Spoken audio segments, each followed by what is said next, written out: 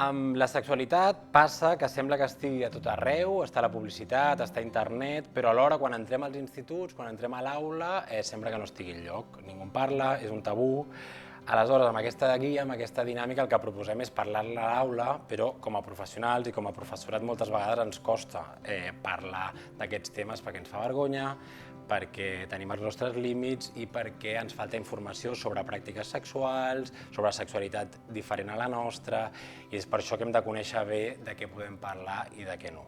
Al jovent, igual que el professorat, tenim idees i creences sobre la sexualitat en base al que hem après, no venim de zero. És a dir, i normalment aquestes idees relacionades amb la pornografia doncs, són coitocèntriques, heterocèntriques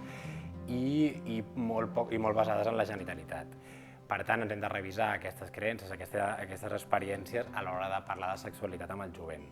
Per parlar de sexualitat en grup és molt important que la gent que formi part de l'activitat doncs, es senti còmoda, parli amb el seu llenguatge, de la manera que s'expressa fora de l'aula i que pugui dir el que vulgui i com vulgui, però sempre tenint en compte que la resta del grup s'ha de sentir còmode, per tant no es poden permetre comentaris que ofenguin o que puguin fer sentir incòmode a la resta del grup. Hem de permetre que la gent parli i expressi les emocions de la manera que vulgui o pugui, perquè parlar de sexualitat fa vergonya, se'ns escapa el riure i per tant no tindrà cap sentit estar limitant o tallant qualsevol reacció o qualsevol emoció que surti en el grup. Al revés, hem de deixar que això passi i acollir-ho i permetre-ho. Nosaltres com a professorat